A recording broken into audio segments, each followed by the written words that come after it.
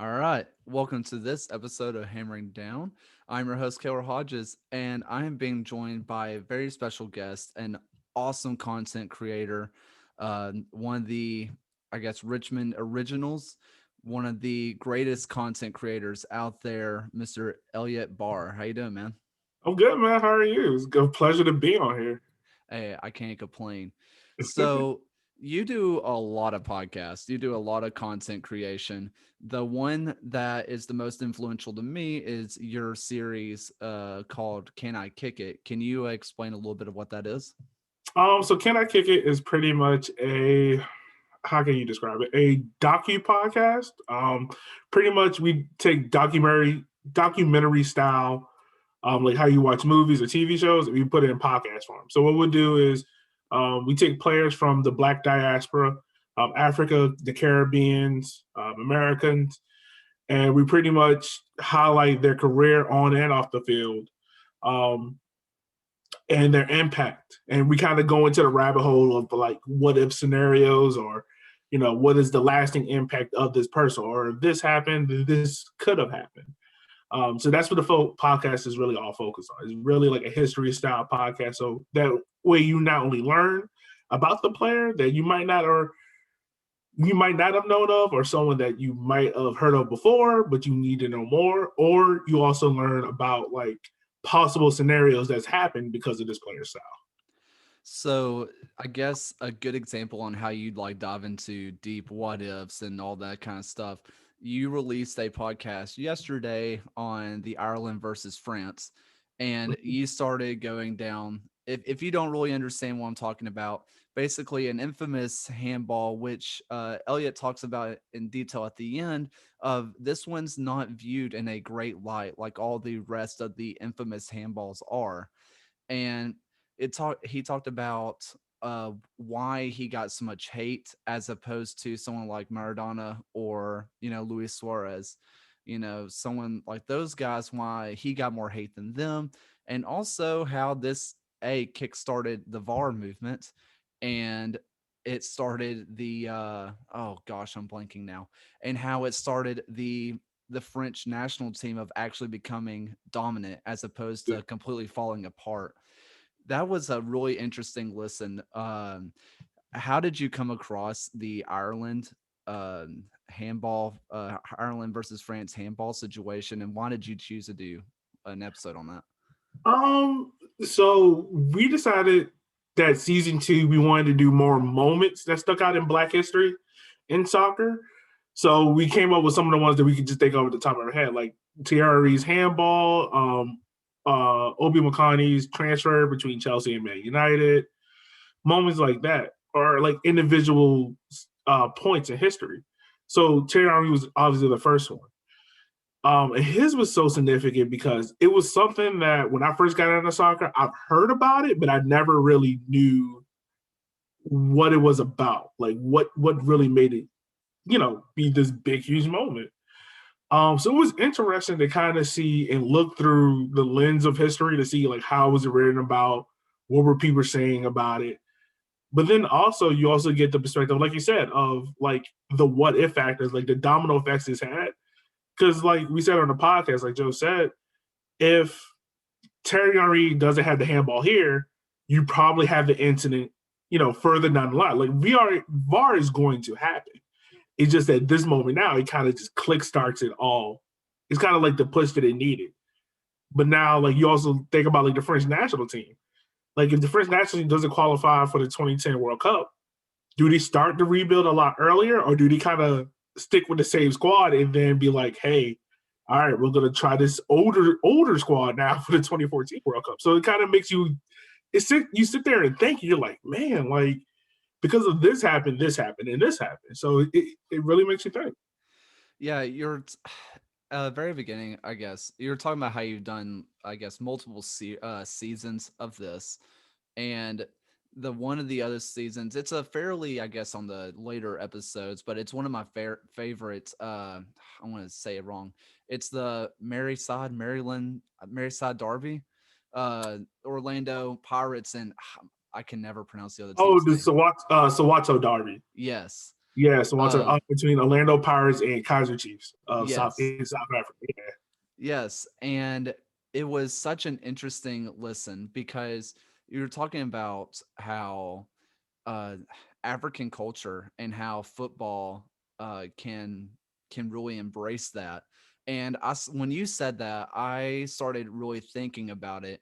And this has been I listened to that podcast when you released it, probably the day of, and ever since then, it's just been stuck in my mind of how little, especially in America, football culture embraces the African culture, Mhm. um, and except for, I guess you would call it the grassroots, your League One, USL, and lower, that seems to be a real hotbed for embracing African culture. I mean, Maryland Bobcats is completely minority owned, and there's a real influence there, but you don't really see that at the top, like MLS and even a lot of the USL Championship.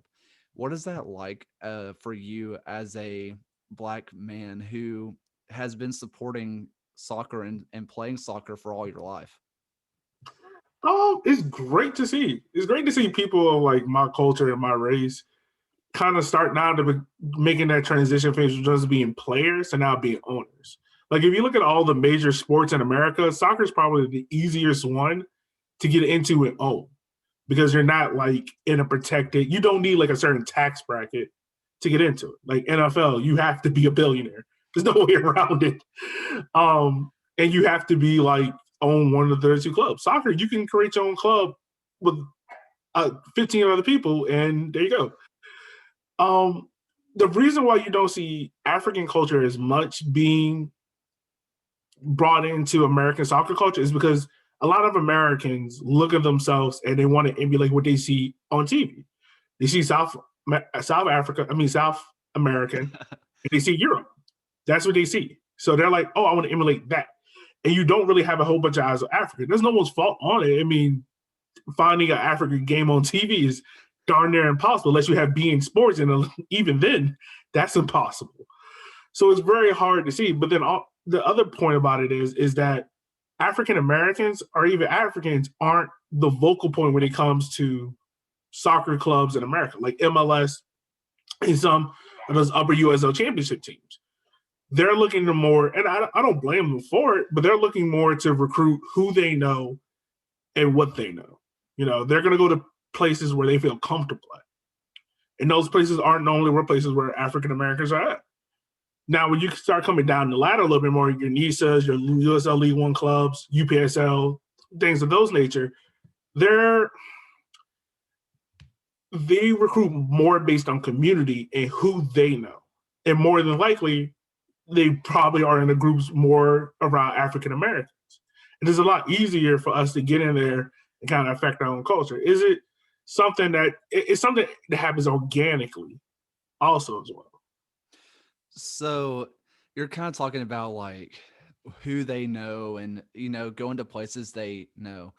There's a book, I'm blanking on the author, but it's called Made in Africa, Mm-hmm. and it was featured on a Tifo podcast a while back, but I read it, and it's basically telling the stories of African players making their way to big European clubs and the struggles that they faced. And one of the big ones was it's uncomfortable to read about. I mean, it's there's just no way around it. But it's the people in the big European clubs, they just viewed Africa as less civilized. They didn't view it as built up, no infrastructure.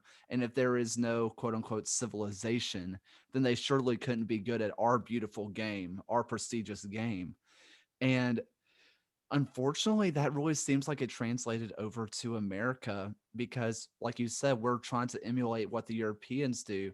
And I think having players like Sadio Mane have really opened the eyes of a lot of clubs that, African players can be great, that it doesn't have to just be some random German wonder kid Yeah. anymore. But is that something that you have, I guess, read or heard before? Is that's kind of that imperialistic, big-headed mindset, and that's how people kind of look at it? Oh yeah, 100%. I mean, definitely when you look at media and how they describe black players, I mean, we can even talk about how they describe, pure African players versus black players that are European countries, but just black players in general, they describe them mostly as fast, pacey, powerful. That's always how they describe them. Like Sadio Mane. Like Sadio Mane is probably one of the most technically gifted players out there. But the only thing you will hear about him is he's pacey, he's fast. You know, and that's how they describe black players. They don't ever. It's always described how we are physically, not how we are mentally. Um, and some of that is based on ignorance because, and a lot of soccer fans here in America, even though the game is new to us, we what we see is how we think about the game. You know, the black player is really fast. Okay, well he's good. Oh, the technical players are usually all white. Oh, okay. So then you start associating yourself based on that. It's ignorance. And not ignorance in a way of like, I'm trying to say you're being stupid, but ignorance in a way of like you haven't challenged yourself to dive deeper and think about it. But when it comes, I've experienced it as well, like, because I used to play football. So I was an offensive lineman. So it's like, when these recruiting coaches would come in and talk to you, they'll be like, "Oh, you're very powerful. You're quick on your feet," but it would be physical. But it would never be like, "Oh, you read the game really well. Oh, you understand the X's and O's. Oh, you see the play before it happens." They would never describe you as that. Versus our counterparts, where they would describe him as, "Oh, he sees the game on the next level. He looks at it like this." So that's normally how it happens. But I've experienced it before. You're talking about American football, and I think it's so funny because you always hear, especially when you're looking at the NFL or a high level college, you'll hear, especially the white wide receivers, it's always like, oh, first one in, last one out, coach's son, always, Yeah, so smart at the game. And then it's always, I mean, look at someone like Tyreek Hill. It's like, he's a cheetah. Look at how fast he is. And it's never look at how smart, look at how he fills zones, look at how he can read a defense and find the open space. I mean, yeah, what you're saying is so true. And it's even past soccer, which is insane to me. yeah. It's one of those things where at first I used to get annoyed with it and mad with it because I'm like, black players are more than just we're more than just physically. We're very intelligent at this game because in order to play soccer, like you have to anticipate 2-3 moves ahead. Because like I play pickup soccer, I'm a center back. I have to anticipate what the fullback's going to do, what the goalkeeper's going to do, what the defensive man's going to do. Make sure that the center back beside me knows what he needs to do, and like I have to process all that stuff. But it's one of those things to where I think the education of it needs to be done, but like it's getting better. It's trending in the right direction, but it's still a lot of education that needs to be done. You mentioned the media, and I feel like I would be doing a disservice if I didn't mention it. But I'm going to mispronounce his last name, but I really don't care because he doesn't deserve the respect. But Seth Yon, or whatever his name is, and Yeah, that situation with U.S. soccer, for me, I was appalled. I was like, there's no way this person is really saying all this. And then I go and start reading some content creators in the US soccer world, especially ones who are black or of other races, and almost every single person is, I don't know why you're shocked. This happens all the time. Is that something that's really like that? Cuz yeah, yeah. I'm not trying to. I'm not laughing at you. I'm not. not I'm laughing more at like the thought of like you're reading it. I'm like, yeah, I said that. But yeah, and that we're not saying like shocked is like you shouldn't feel any way about it. We're saying shocked is like this is something that happens on the regular, and particularly in the South. Like what he said, none of it's wrong. I mean, what he said is wrong, but well, the way yeah. like his emotional his response to it and not being intelligent in what he was speaking or articulating is not wrong.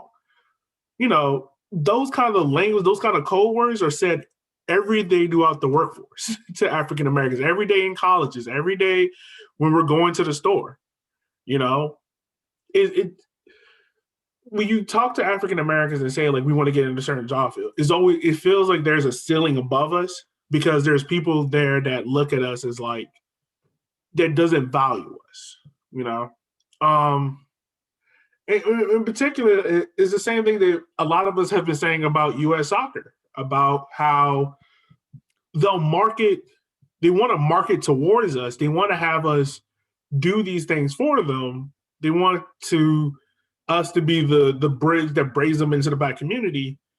But then when it comes time for them to step up and show that they have our backs, they're kind of like, well, we don't know.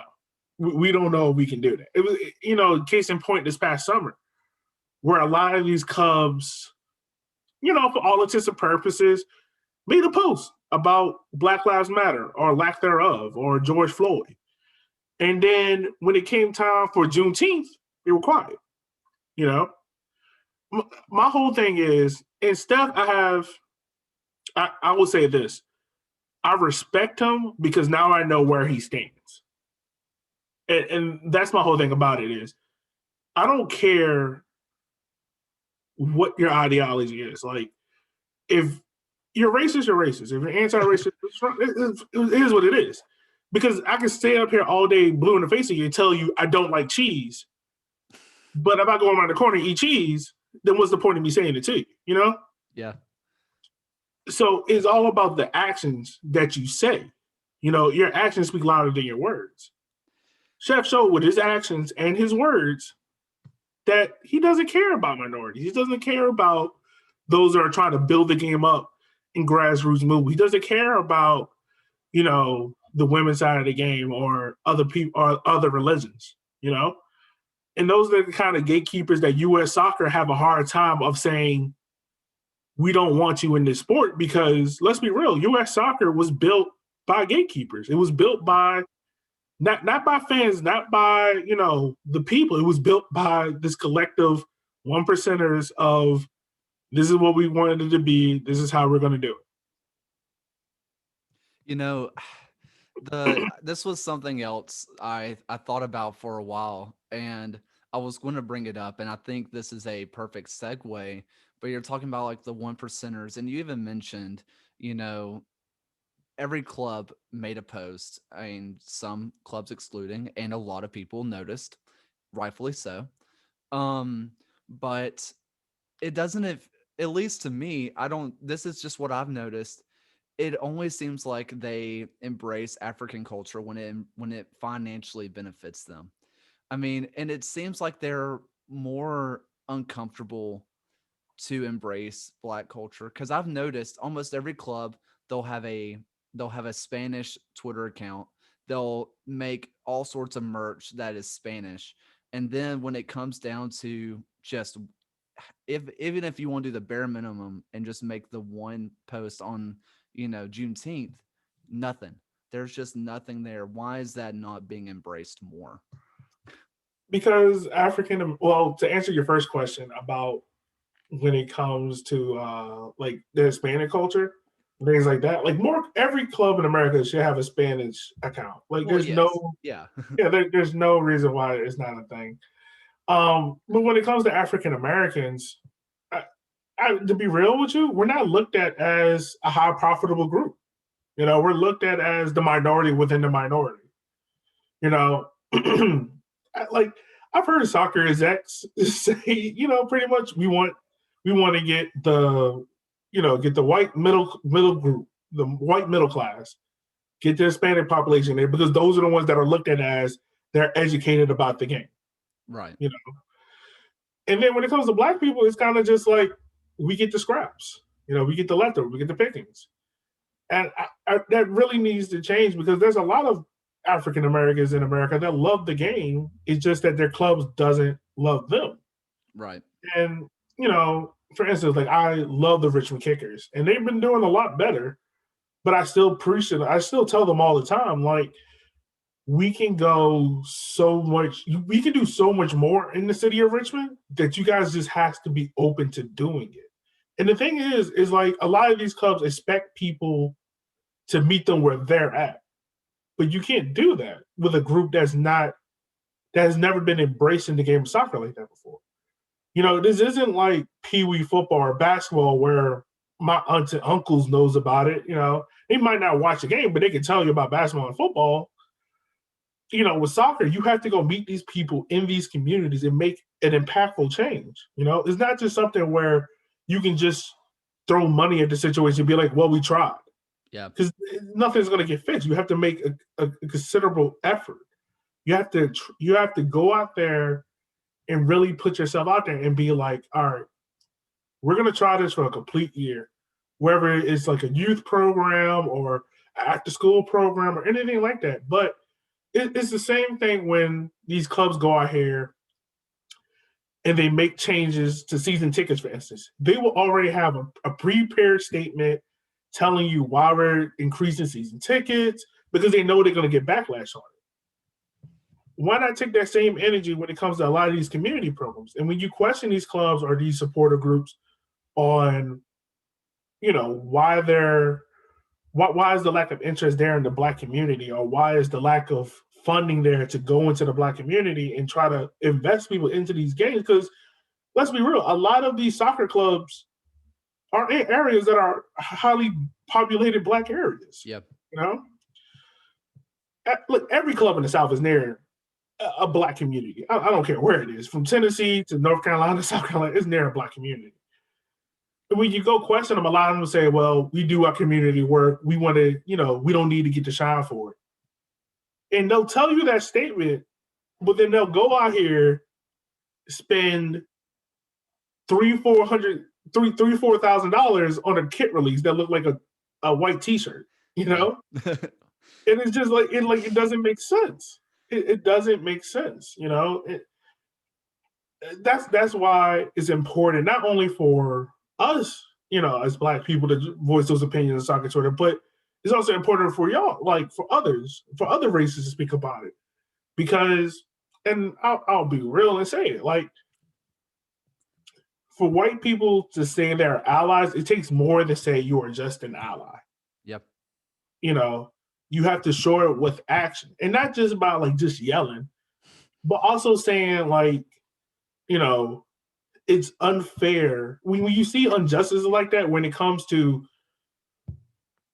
I'll throw out a team out there, Chattanooga, Charlotte MLS Right. started Black History Month. They didn't say anything. Got to the very end of the month, they started doing something, but it's like you guys waited to the very end of the month to do something where you had the entire month to build this positive referee. When it came to the PSLs, y'all was on it. Y'all was ready to throw it out there. Y'all was ready to throw out prices. Y'all had responses ready. But when it came to Black History Month, it was, we'll wait. We'll do it on the 20th. But that's the time when, the white supporters, because the Black supporter voices is probably going to be 1 out of 100. Right. But the white people, like, be real, and America is the majority.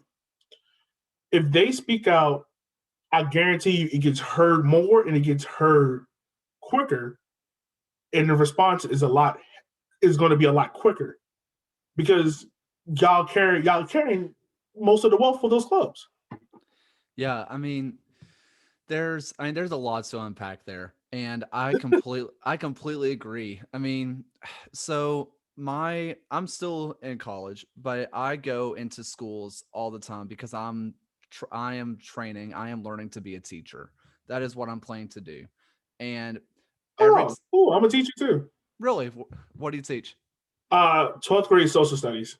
Good stuff. That's social studies was always my favorite subject. I'm doing music ed, right? Okay. And my favorite schools I go to are the low SES or low socioeconomic schools. Mm-hmm.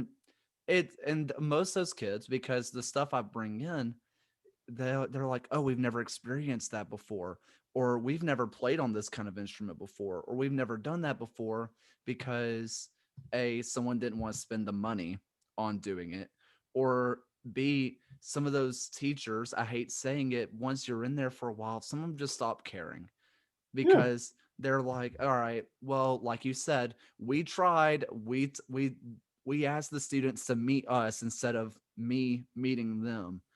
And it's sometimes all the kids need, and this is anybody, it's just someone to show that they care about them.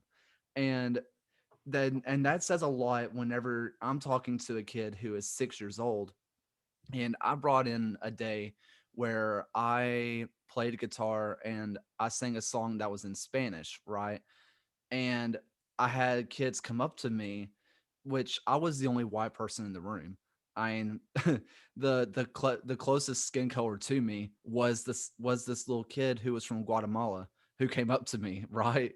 And he was just like, we never had a teacher even sing something remotely Spanish before. We never even had a teacher try to do that for us. And I feel like it's the same with soccer in America, is that we have all these people that say we want to make an effort and they'll make a small effort and be like, well, that didn't work, we give up. Yeah, man. It's funny because if you look at teaching and soccer, there's so many parallels between the two. There's so many parallels. Like you said, like when you go to those lower economic schools and whatnot, the resources aren't there. But majority of the teachers, and granted, like they get burnt out a lot quicker because the resources aren't there, but they will bust their ass Yes, to try to make ends meet for those students, for those kids. But the other thing about it is, it's not upon the, how can I say it? It's not upon the teachers. And I'm not saying the teachers shouldn't be trying at all. It's not upon the teachers to try to make ends meet because you're already doing a whole bunch as a teacher. It's right. upon the school districts to try to be like, we got to make sure we give these kids every opportunity that we can. Now, I will say this: if you give a kid every opportunity in the world to succeed and they choose not to take it, that's on them. You can't do nothing about it. You can't make a True. horse drink water, but you have to try. And just because it didn't work with one person or one select group does not mean you don't keep trying. You know, For sure. just because you went to like a lot of these soccer, just because you try to get this one black person and they was like, no, I'm good, doesn't mean you don't go to the rest. So bringing it to, I guess, soccer and the Birmingham area for us, probably about 3 weeks ago, I interviewed the president of the club for Birmingham Legion, and I asked him, I was like, "What are you planning to do for the community?" I feel like that's the big part, especially if you're in a higher tier like the championship or MLS. And he was talking about how they're going to bring in free after school programs for kids to learn and play soccer. And he's going to make, and the big point of that was free, because so many students, not even, or so many kids, no matter the race, just get priced out. Yeah, And which is so unfortunate. And I think that's one thing that I'm going to stay on the club and make sure that it happens in some capacity, because that's a promise that needs to be kept. I mean, there needs to be less pricing out, at least get people, fans involved. Another club that's starting, I think they got announced last year and they're starting soon, is FC Birmingham. They're in PSL. There's so many the NSLs, whatever. They're one of them, and they're planning to play all their games at Carver High, I believe, which is a predominantly black school, which I think is just the exposure of knowing that you have a semi-professional team playing at your stadium is enough to get somebody to go at least once. yeah, that's like that's intentional action. You Yeah. know, like there's an intent behind playing behind the school, even though if they don't think about it, is an intent behind it. Because, like you said, like there's a kid in a high school that might, I don't know, wants to go into business marketing or wants to go into social media or management or something, and they're like, well, the school council will be like, well, hey, look, we got the semi-pro team here. I could try to partner with them and make a connection. Like those are intentional actions. And like the case with your club, if they're doing a free after school program, keep like push that because like you're right. Like a lot of kids get priced out of this game way too early, way too quick. And then they wonder why, like, it's so hard to get people back into the sport is because they got priced out of it by the time like they were trying to figure out what sport they loved or what sport they liked. Like I coach high school girls soccer, and I can't tell you like how many girls on my team are like, I'm a basketball player first. I'm playing soccer for conditioning. They're not playing soccer because they love soccer. They're playing it because they're like, I just want to run. I just need to run and stay in shape. But that's the thing about it. It comes down to like those intentional actions of you have to be intent with your words. It's all great to just say it, but the actions behind it are going to would speak louder and leave impactful moments for the next generations to come. I mean, yeah, like you talking about your girls who are like, oh, I'm a basketball player. Someone might be like, oh, I'm a softball player, whatever, right? And you'll have, but later down the line, give them about 10, even less than that. Whenever they graduate, they'll see a game on TV and be like, oh, I played that position. Like, oh, that I see why they did that because they have a little appreciation for it. In the music world, I mean, in college, I'll have people come up to me because I'm down at the University of Alabama and I'm in band here, and I'll have someone down on the quad or whatever on a big game day, and they'll be like, "Oh, I played the trumpet back in high school. Like, I remember doing this. I remember doing that." Did they keep doing it after they finished? No. Like, there's a reason that they're talking about how they did in high school or middle school, but they still appreciate it because they had that little bit of exposure to it, and that's Mhm. all that matters. It's just getting people exposure. Yeah, that's all you do. You never realize who you impact, directly or indirectly, unless you do it. Unless you do it, man. That's all. And a lot of these things for these clubs is like they think if they don't make money from it or if they can't sell something from it, then there's no point of doing it. And that way of thinking is horrible, you know? A lot of the best things that come in life and when you do it just from your heart, you're not expecting anything in return. Like like Can I Kick It, for instance? I know that I'm never gonna make enough money from Can I Kick It Yeah. to pay my mortgage. It's not gonna happen, you know? But I think about it in terms of this. If there is someone out there that can learn from my podcast, that can enjoy it, and then, open their mind to what, Black people go through in America or throughout the world and understand, like, damn, like this is what really happens, then I'm all for it. I'm all for it. Well, see, that's kind of why your podcast made such a big impact on me. Is which, by the way, if you haven't listened to "Can I Kick It," stop listening to this one and go listen to his podcast now. Like, it's so good. And what I appreciate about it is that there's, like you said, you're teaching history. You said it in the podcast before that you view "Can I Kick It" as a history first podcast, and I it's broken down in a way where it's simple for everybody to understand. They can understand the gravity of each situation. And that's what I've taken away from it is that whenever I listen to it, I'm like, man, this is a person who is living in the South just like I am. This is a person who follows the same exact sport that I do. And he's having a completely different life experience than I am, and that it just opens your eyes. And even if it's a younger kid, if it's a young Black kid who hears this, maybe let's say 10 years down the line, and they're listening to back to some old podcasts, hopefully the dream is that they're going to be like, oh, I've never experienced that before.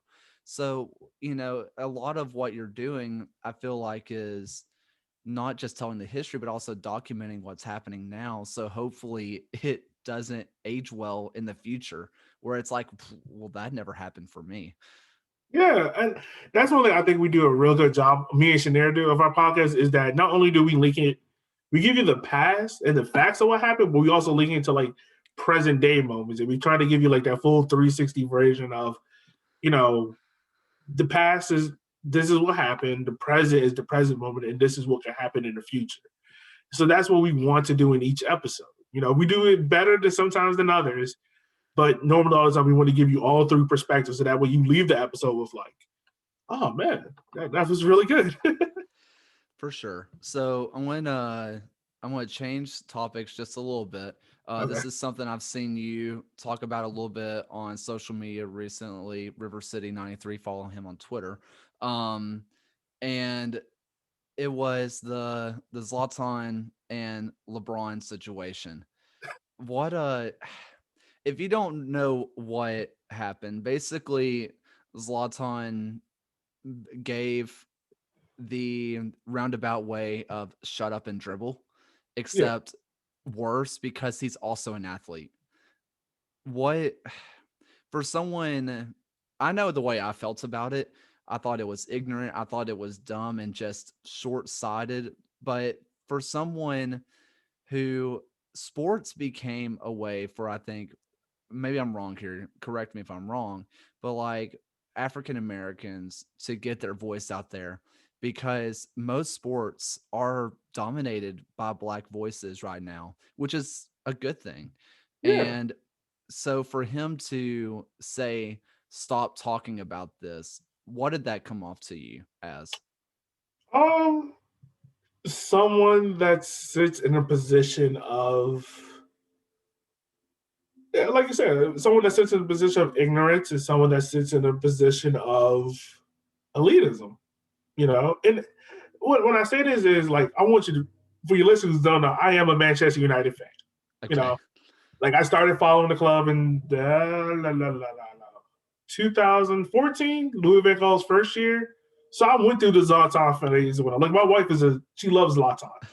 It's her favorite player of all time. But like I still want to talk about the moment. Um, it comes across as ignorance and elitism because of the fact of as a white athlete, he can say those statements and he doesn't have to worry about the persecution. You know, um, but for most black athletes, we are looked at as what we do both on the field and both what we do off the field. Our counterparts don't have that same role. Mostly, some do, but mostly we don't. I mean, they don't. Zlatan can say like, "I'm an athlete. I'm not worried about politics," and not have no one will pay any attention. LeBron can't say that. Most black athletes can't say that because when we are quiet about an issue, not only do we have the black community looking at us well, like, oh, well, he's quiet. We know why he's quiet. Oh, he getting bought out. He sold out. But then when we speak up, we get so much ridicule and hate from the media and death threats from the media that is like, well, dang, what's the point of me speaking up? Case in point, look at a player like Pele. When Pele was going through I think he just came back from the 1966 World Cup. This is when Brazil started going transitioning to a dictatorship, and Pele made the famous incident of going to go be with the president, shaking hands with him, and a lot of his teammates turned their back on him, and he lost relationships with him as well because he never really came out and said like what the dictator is doing is bad. He was just like he's the president of Brazil. I'm just going there to show respect, but he never really spoke out about the moment. And for someone like Zlatan to say, is athlete had to say athlete, politics had to say politician. Yes, in a perfect world, but that doesn't work in our world where politicians use sports as their base. Look at someone like Hitler. He used the 1933 Olympics to try to show why Germans were the most superior athletes in the world, and Jesse Owens proved them wrong. You Alabama know, hero. it's things like that. So you can't, or when like Fox News told LeBron shut up and dribble. That doesn't work when these politicians want to get up here and use sports athletes to show why they are dominated in the world. That doesn't work. So I would love for people like Zlatan to have that way of thinking to understand that you do have a platform and a base. If you don't want to use your base for what is there for, that's fine. That's on you. But don't impose that way of thinking. Or if you're not comfortable with it, don't impose that way of thinking on someone else. Some people, everyone has a role to fit in. You got to find your role and do what's best for you. Like me, for instance, I know I'm very good at talking about soccer content. I cannot do a podcast on stock marketing. That's not my role. I'm not about to do it. So I'm not going to go out here and try. But what I am going to do is that if I see someone that is very good at doing stock marketing stuff, I'm going to ask them questions or I'm going to try to support them where I can. Not just be like, well, you're this, so you need to just focus on that. Because if that's the case, then why are we cooking? Because half of us ain't chefs. Hey, true. I mean, yeah. I mean, you're talking about, especially black athletes. There's a massive double standard that happens, and I guess let's keep the basketball analogy. I mean, there are probably 50 LeBrons that are opening schools, that are funding kids to go to college, that are getting kids out of horrible situations, or at least making their life livable. For any race, for any gender, for anything. And then everybody will point to the one guy like, oh, look at Kyrie. Look at Kyrie Irving right there. What an idiot. What a dummy. He thinks the earth is flat. Right. And then people will ignore the 50 LeBrons out there that are changing the world for the better and point to the one guy. And that always feels like that's kind of the precipice. I guess as a soccer thing, I'm a Palace fan, right? And recently, Zaha came out and said, I don't want to kneel anymore. I think it's degrading. I don't feel like me kneeling is, the right thing for me. He didn't tell his teammates to stop. He says, I'm not going to do it anymore. And people came out of the woodwork and said, aha, it was pointless. We all knew it was pointless. It was dumb. You should have never done it. And you're ruining our beautiful game. And I'm just like, that's not what he said. That's not what he said at all.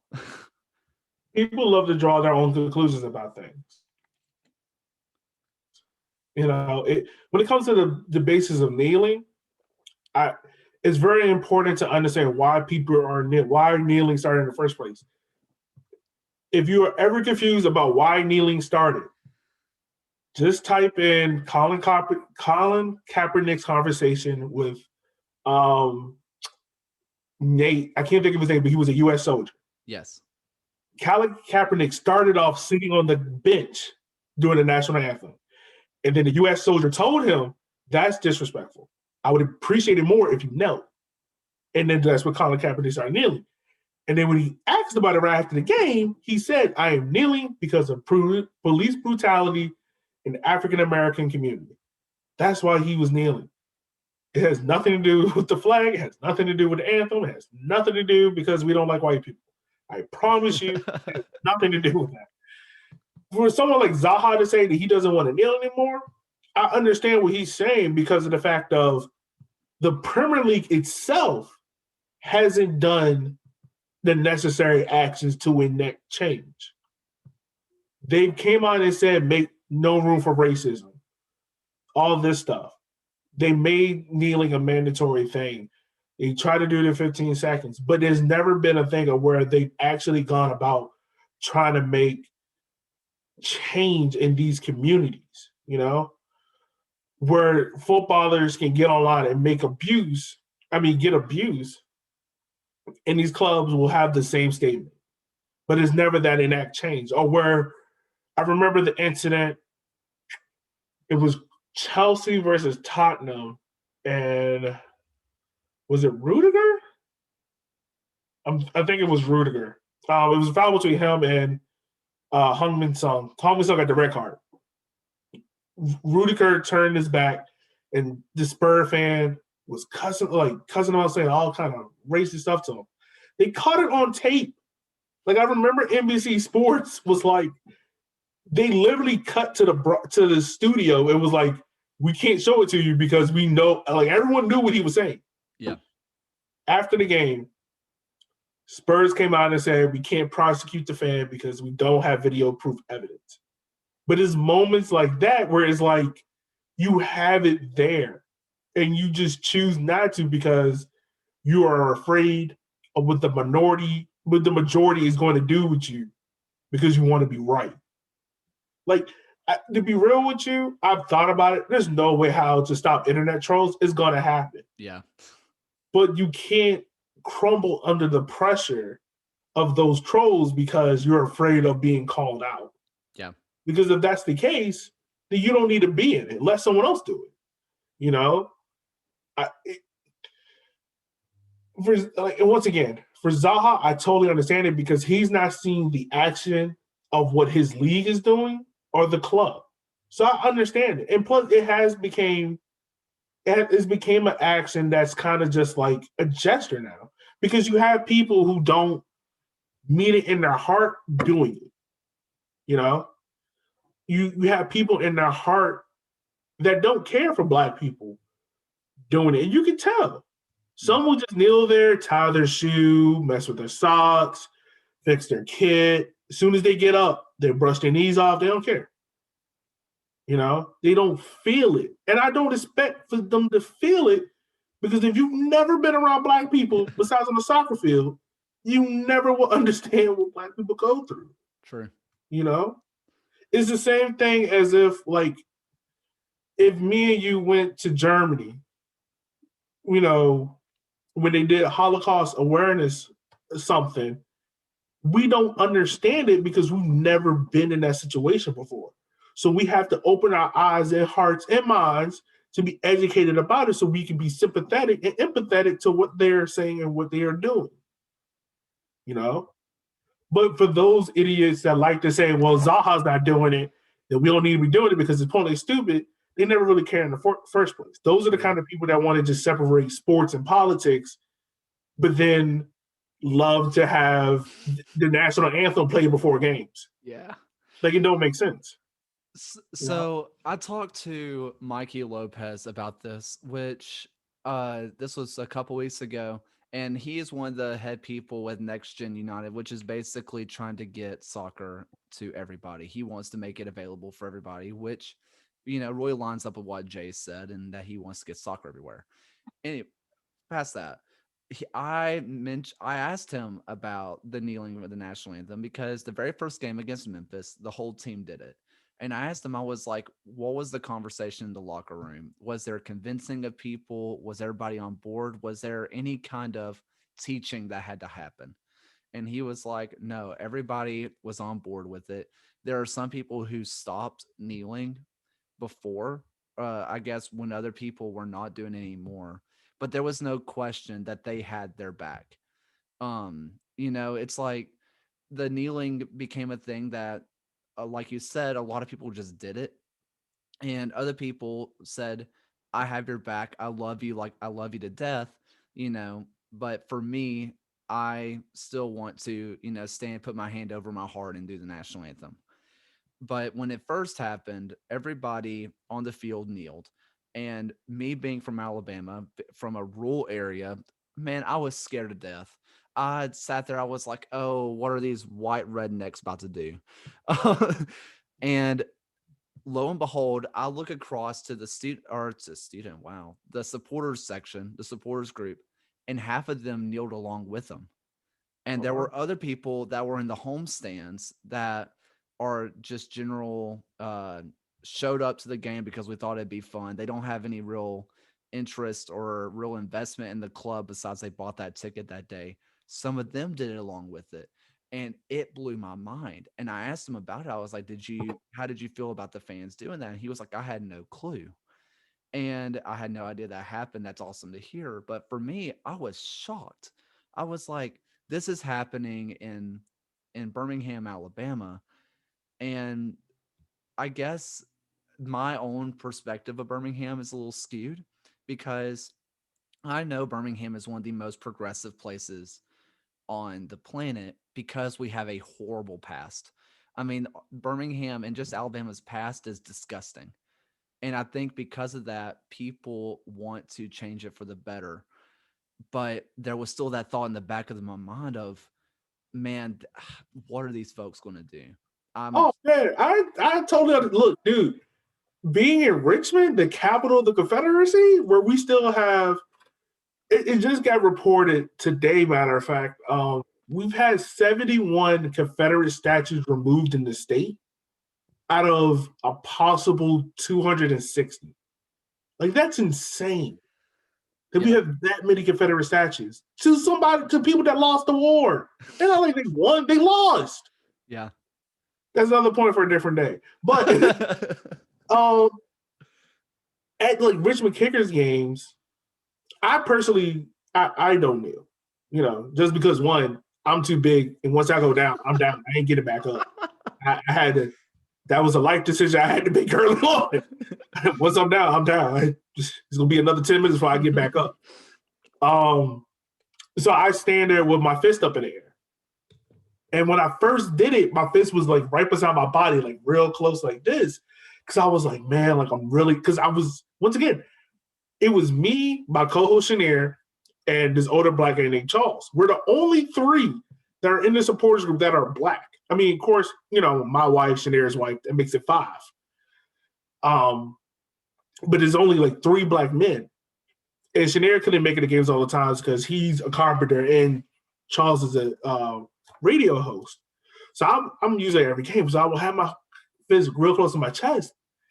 And then I don't know what happened. Then over the point of the year, I was just like, you know what? It is what it is. Like I'm gonna stand there proud that I lifted my fist all the way up in the air. And one of the other supporters came to me and put his hand on my shoulder. And he put his fist in the air. And it was like that moment of like, because I was so scared of like, what is everyone thinking about me? Like, what is everyone saying about me? This black man standing there with his fist up.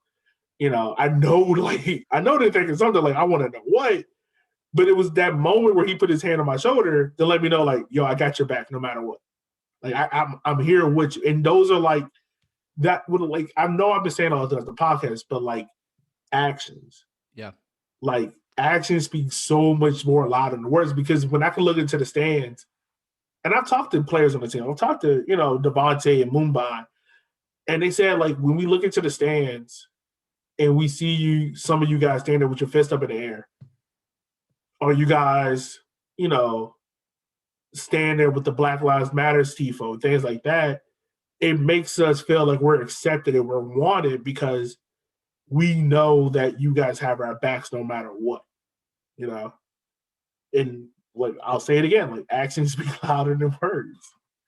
Yeah. I mean, for me, seeing a bunch of people take the knee with the fist in the air that weren't players, because most of our players are not from America. I mean, some of them, okay, I'd say it's about 50-50. At least our starting 11 is about 50-50 of people from America.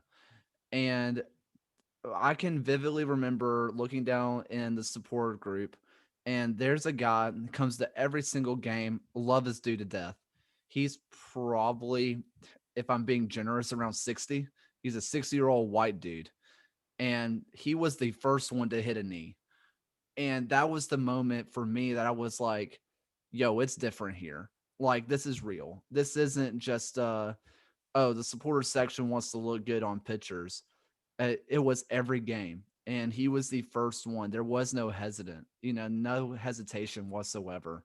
And for me, that was awesome because I was like, it's changing. There is some real change going on, which is what was tragic about this last summer because of what caused it. But the fact that it's happening. Yeah. Yeah, it is. And I mean, it's a change that's been meaning to come. It's something to where everyone has a part to play in it, but your part to play in it can be positive. It doesn't have to be looked at as a chore. Right. You know, I think about it like this. Do you want to be remembered in history as the person that stood in the way of change and positive change?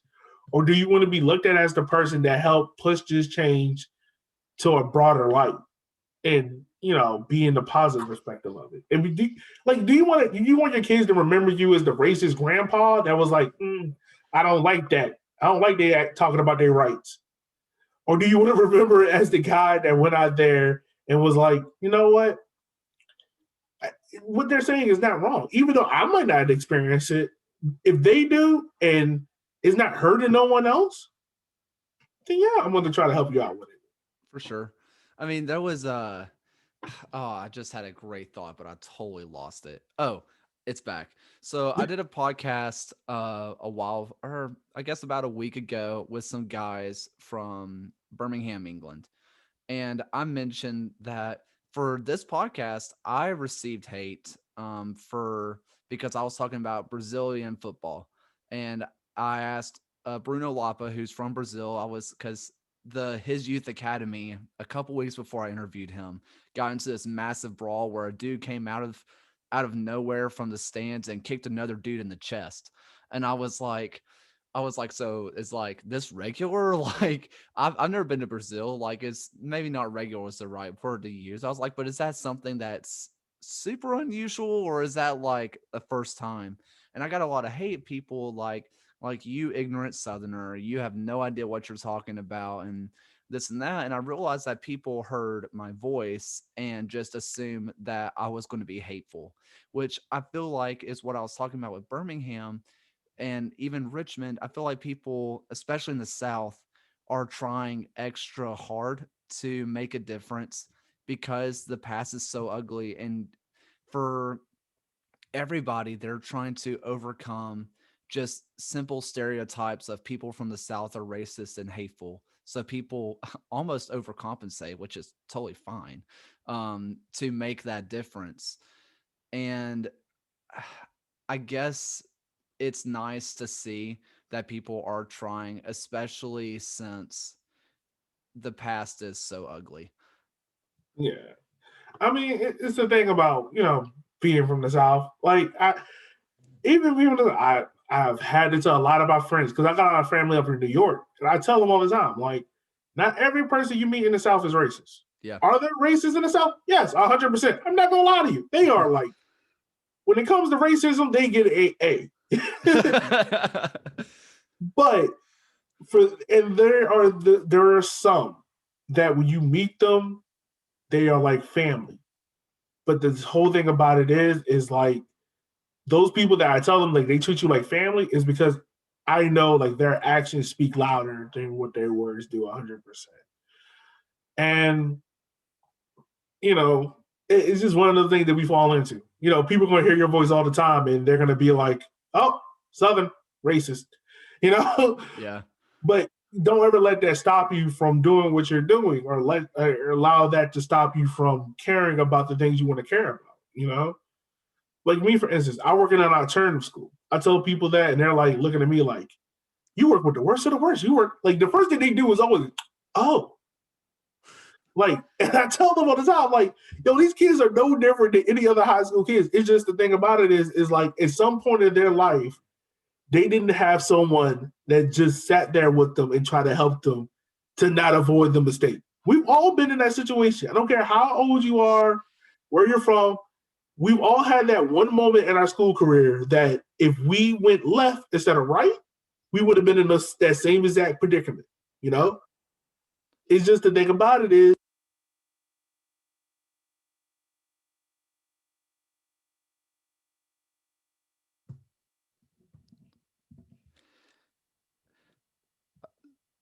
um, so it's pretty much comes down to like in school, you can either go left or you can go right.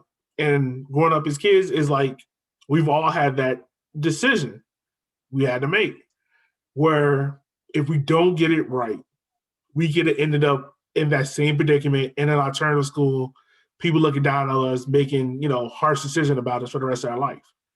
But your actions can speak so much louder than what your circumstance is. You just every day you have to work and think about it in terms of like, what do I want to be remembered for? What's the impact I want to have? That's pretty much it. Yeah, so if you're wondering what just happened there was a. Hopefully, I'll edit this out. Hopefully, I'll remember to do that. Editor Kaler, remember to edit that. But there's a weird pause in there that his mic went muted, but it's fine.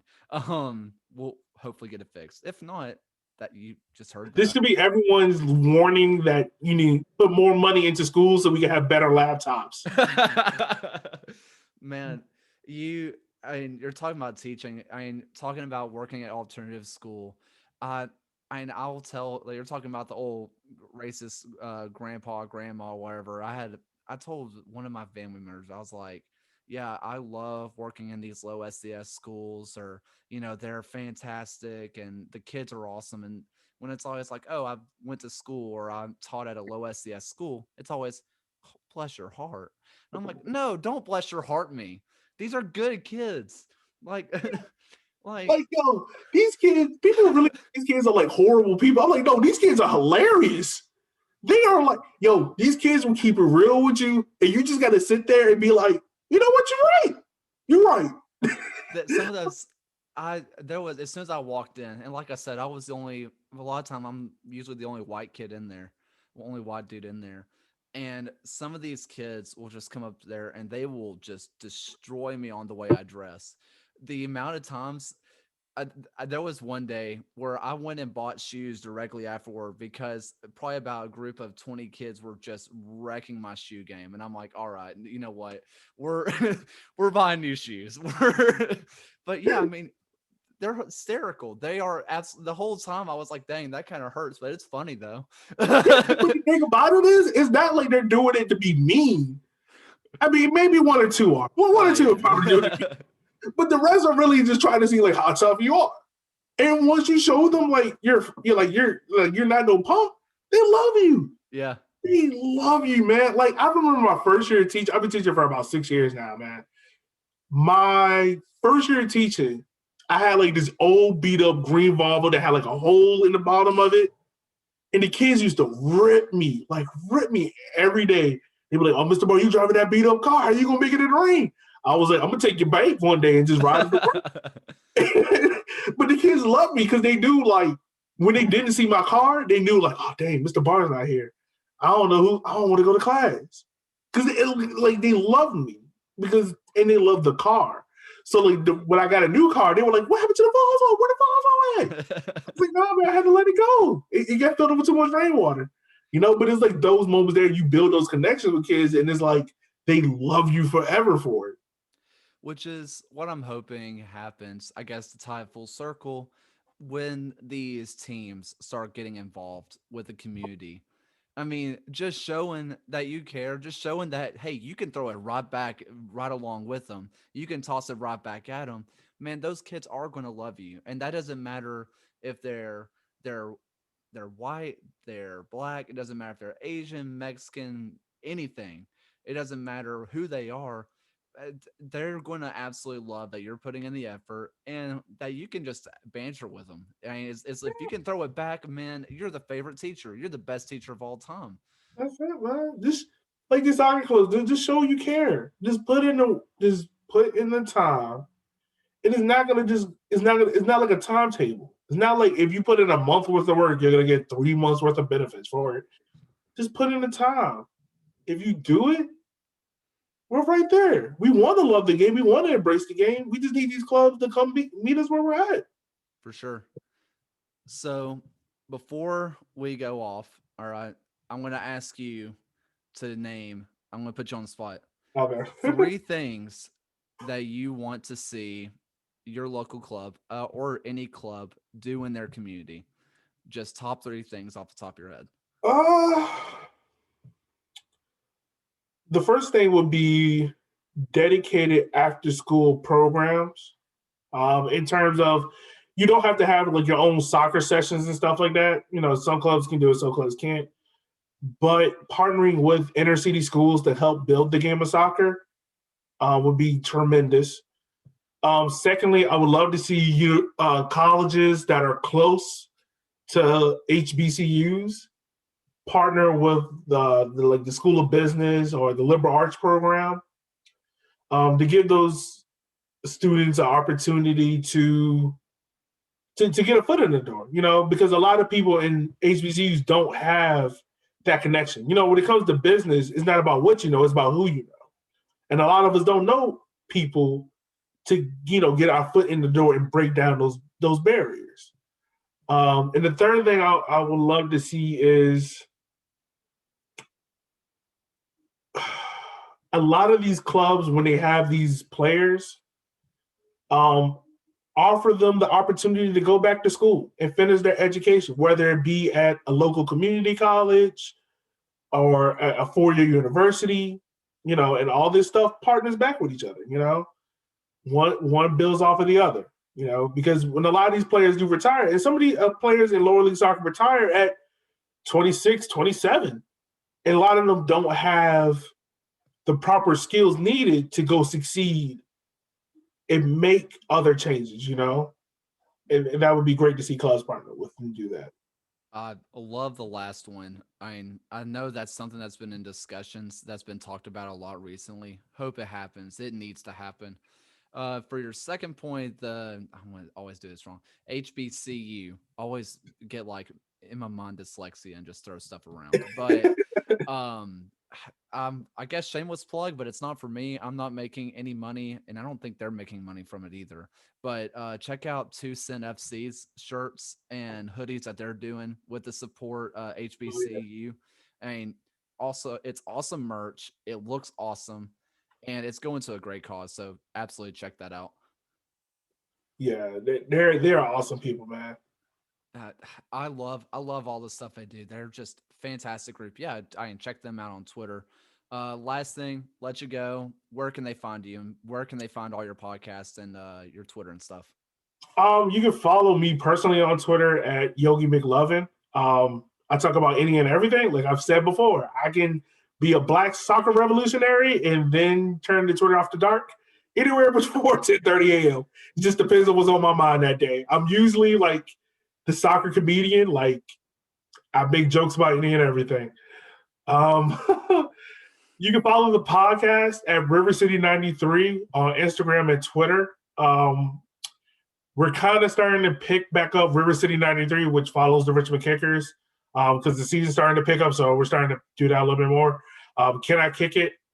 Doesn't have a Instagram or social media, is all under River City 93, but you can follow the podcast.